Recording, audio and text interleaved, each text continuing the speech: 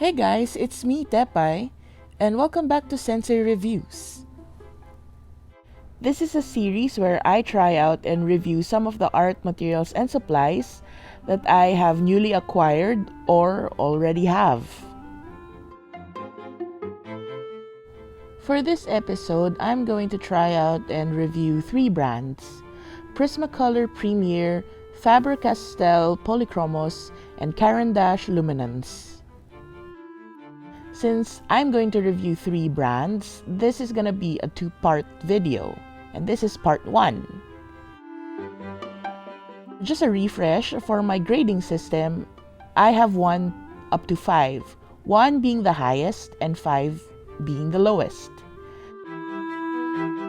And we will be looking at these characteristics for each of our colored pencils. So we'll be looking at hardness, layering, detailing, blending, light fastness, vibrancy, pencil quality, color range, and price.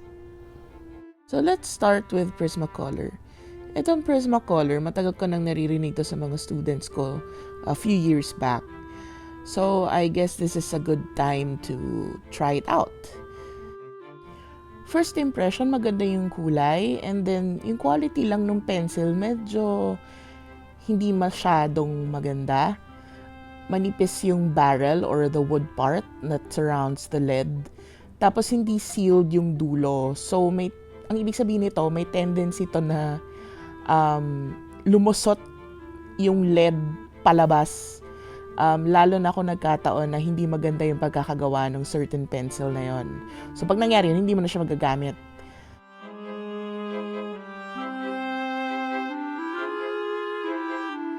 Ang gamit ko kasi dito na papel ay vellum, so medyo smooth yung surface niya.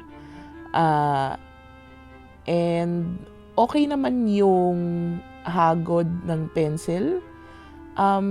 Malambot. It's very, very soft. Ako sanay kasi ako sa Faber-Castell.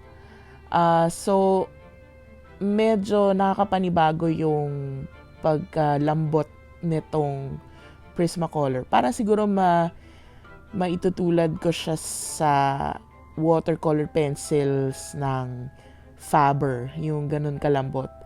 Feeling ko nga mas malambot pa to eh. Pero in fair, dun sa kahit na sobrang lambot niya, hindi siya masyadong nag-dispose ng extra pigment. Meaning wala siyang mga extra bits na naputol. Ayan, putol na nga. Oh no, that's so bad. So, ibig sabihin nun yung quality ng pencil is really not that good. Kasi ibig sabihin, prone to breakage. Sige, tingnan na. Okay naman na siya. Yan, sige. Go.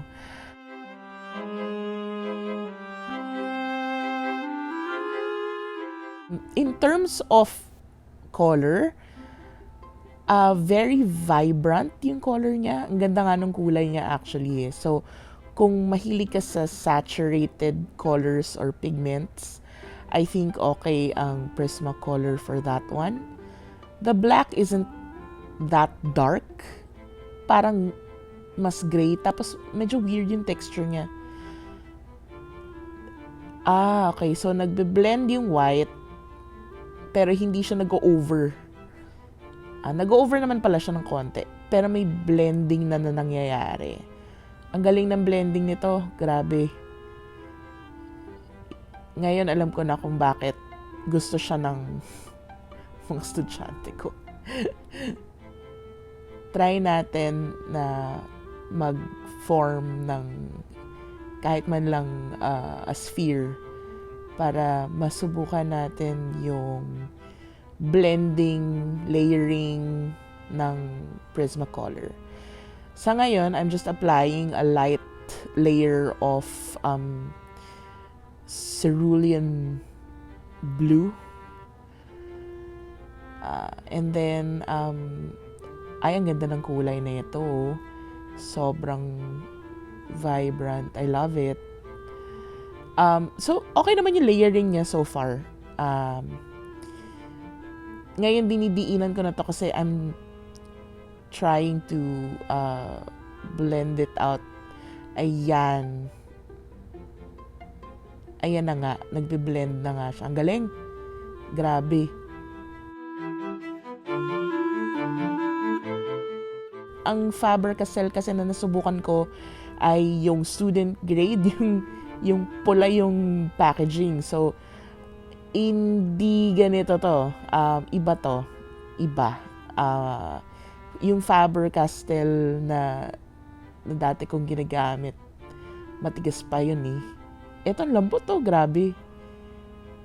Meron lang siya mga konting pigments na nakakalat. Pero, okay lang. Tanggalin na lang yun.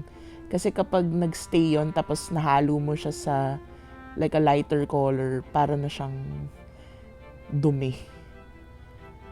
So here, I'm applying indigo blue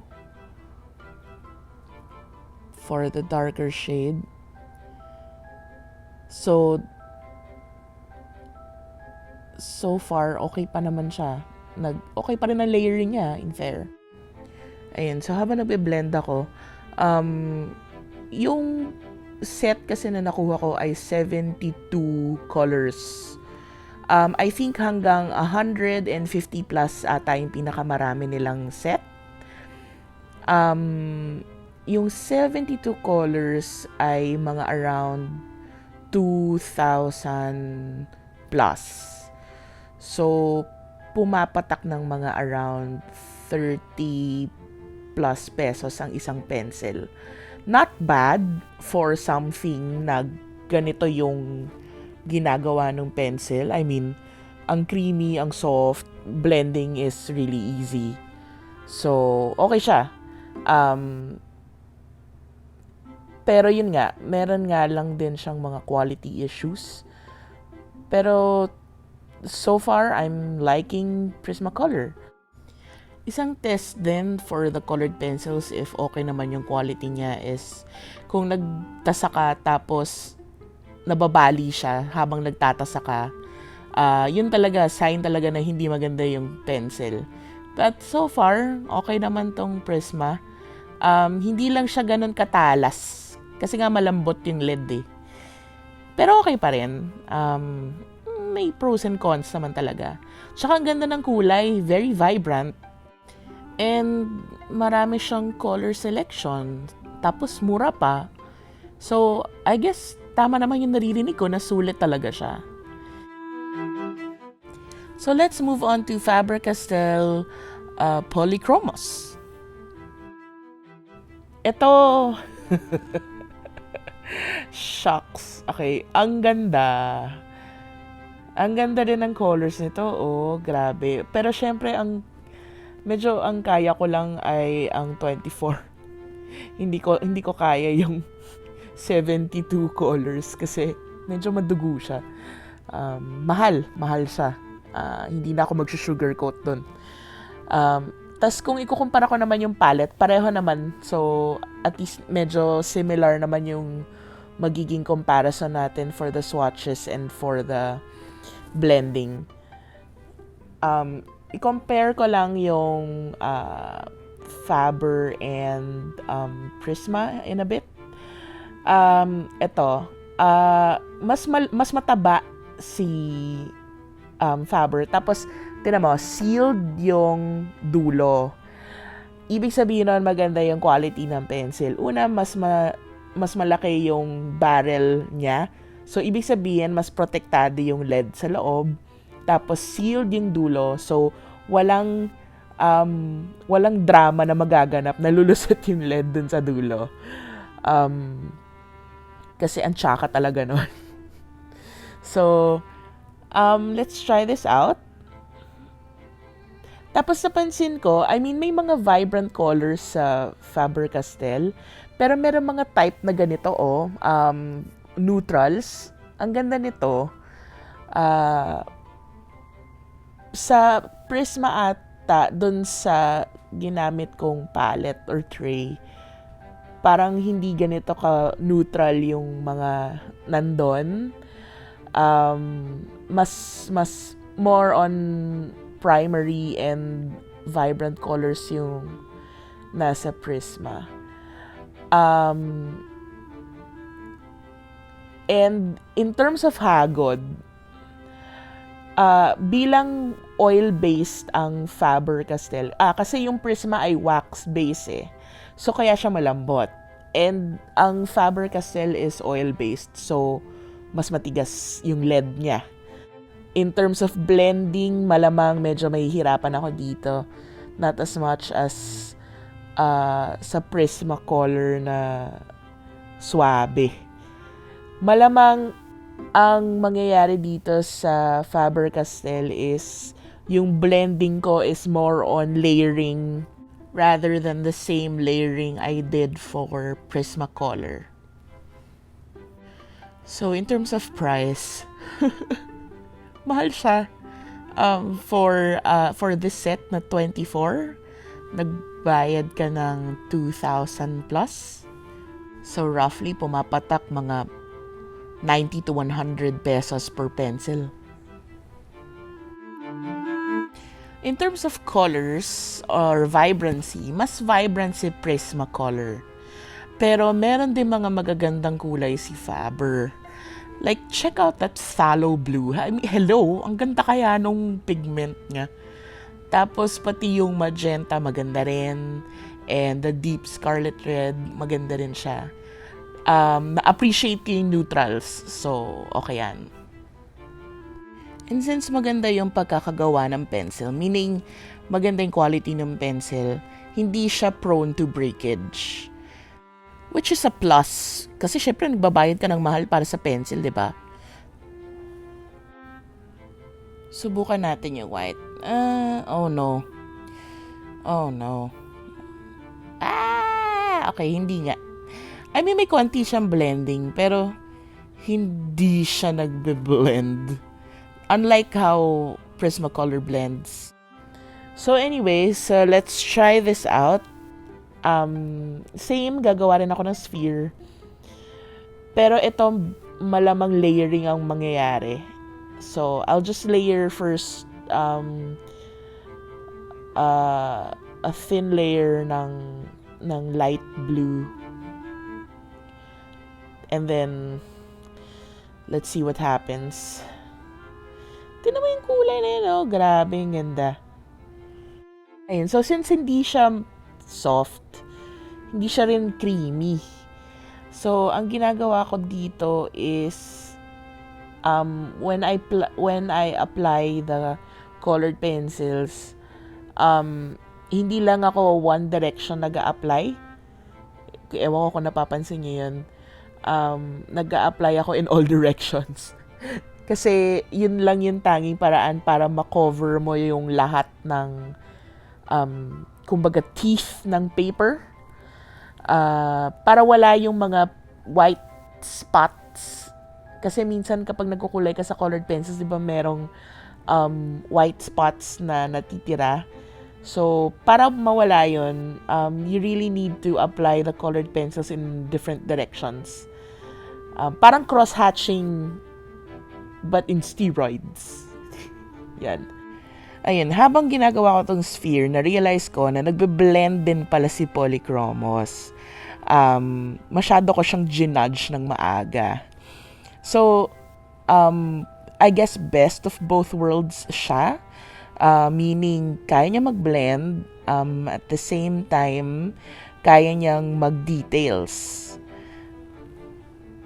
Okay siya for, let's say, if you're drawing nature or, let's say, animals or you may fur or you may ganong klaseng texture.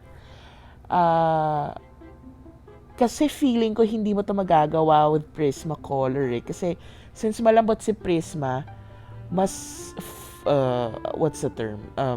May feathering or parang medyo fuzzy yung strokes compared sa Faber-Castell na very sharp yung stroke. Another thing that we need to take note of is that Faber-Castell has only 120 colors available. So, this is a type of colored pencils na I'd never thought I'd buy because of the sheer amount of money that I need to pay for it. But, nagkaroon ng sale sa Artbar, so, at nag-iisa na lang siya, so hindi ko na pinalampas. Ang selling point ng Caran D'Ache Luminance ay they have the highest light fastness. So, ibig sabihin nun, if you do an artwork with Caran D'Ache Luminance, your artwork will last longer compared to the others under exposure of light. So, less fading yan, ibig sabihin nun. Ang pinakamarami nilang colors ay 76 sa isang set. So, compared to Prismacolor and Polychromos, siya yung may pinaka-konting color selection. So, in terms of look, yung design ng pencil niya is kasing taba rin siya nung sa Faber-Castell. So, ibig sabihin, makapal din yung barrel niya or yung wood barrel surrounding the lead. So, basically, maganda yung quality ng pencil. Dun pa lang. And of course, it is also sealed sa dulo. So, that's great. Ang wish ko lang sana, hindi karton yung kahon. Although, in fair, may foam casing. So, safe and sound ang ating pencils inside. Pero sana, lata rin yung lalagyan ng pencils. I mean, diba? Parang medyo mahal yung bayad mo, tapos karton yung lalagyan. So, sana beke naman pwedeng beke naman pwedeng lata rin. But anyway, since yun naman ang choice nila of packaging, fine. At least binawi sa foam. At saka I think yung budget nila napunta na talaga sa performance ng pencils. Hindi na nila naibigay sa packaging. Anyway, as I test out the pencils, sobrang ngayon lang ako nakaranas ng ganito kalambot na colored pencils. I mean, lumaki ako sa Colleen. Lumaki ako sa Colleen at sa Faber-Castell. Wala nang ititigas yun. And ito sobrang lambot, grabe. Para siyang oil pastel. Yun yung feeling na nakukuha ko from the swatching. Ganun siya kalambot. And yes, dahil malambot siya, nagkakaroon siya ng mga yung nagsiseparate ng pigment. And yung black niya ay maganda rin. As in dark siya, oh. Mas dark pa siya sa Faber.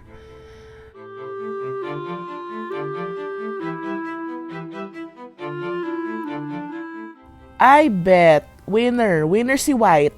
Winner si White, oh. As in, umangat siya sa black. Tas, oh my God, look at that blending. Like, oh my God. Ayan, nagiging, kung ano yung ikinasyala ng ng colored pencils, nagiging konyo na rin ako. Oh my God. Ang ganda. Yun nga lang, ayan, parang nagkakaroon siya ng mga bits and pieces ng pigment. So, here I'm applying lighter shade ulit ng blue. And let's see how we're going to apply the blending here. Shucks, ang ganda ng kulay. Grabe. Oh my God, ang lambot nito. Para siyang oil pastel. Yun yung pinakamalapit na description na kaya kong sabihin. Ngayon lang ako nakahawak ng ganitong klaseng colored pencil. I mean, Prismacolor malambot, yes. Pero ito, mas malambot pa. Ngayon gets ko na kung bakit mahal. Kasi, oh man, deserve niya ang kanyang pedestal. Kokoronahan ko na to. I swear, ang ganda niya. Even the colors are great. Kahit na sobrang konti lang nung kulay na nakasama sa set. Dahil sa blending, makaka-produce ka ng mas maraming hues and mas magandang value. Yun lang yung alalahanin niya, yung bits and pieces ng pigment. Kasi kapag nahalo siya, medyo may tendency siyang dumumi. Pero dahil nga sobrang ganda ng blending nito, pwede mo siyang ayusin. Grabe yung white nito. Oh my God. Intense. Ang lambot, grabe. Wala akong masabi.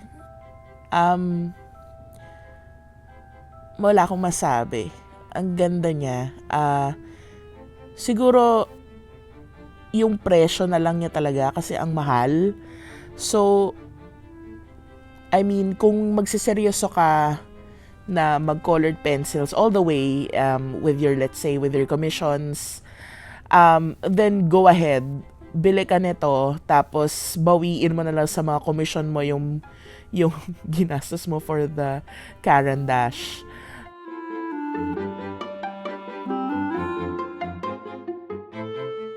So, for a quick recap. Okay, so in terms of hardness, Faber-Castell wins that one. Bilang oil-based siya. So, given na yun. For the wax-based, which is the Caran D'Ache and Prismacolor, of course, Caran D'Ache is the softest. And in terms of color range, siya rin yung pinaka-konti. The black is the darkest, and the white can over the black. And blending, oh my God, blending. Prisma is like a cheaper version of Caran D'Ache, I think, or I would like to think. In terms of colors, vibrant yung colors niya. So, vibrancy-wise, I think siya yung winner dito between or amongst the three brands. Faber-Castell, may mga vibrant colors. Pero, I think mas desaturated siya compared sa Caran D'Ache and Prismacolor. The white is not that good. What else? Of course, presyo. I mean, Prisma is the cheapest among the three. Of course, Caran D'Ache is the queen of all. So mahal siya. But it depends on how you use or how you are going to use the colored pencils. So for example, if you are going to practice, yung papraktisin mo lang kung paano yung colored pencils, then I'd go for Prismacolor. If you are going to be serious about it and you want to use the colored pencils for your commissions, then I suggest you invest on Caran D'Ache and Polychromos. Kasi pwede mo silang ipag-combo sa totoo lang. So, Caran D'Ache for blending and then Polychromos for details. Pwede naman yon. Wala naman nagsabi na hindi pwede. So, that's it for the part 1 video of the 2-part video review ng 3 brands natin. Prismacolor, Polychromos, and Caran D'Ache Luminance. So please watch the part 2 of this review. And thank you, and I'll see you there.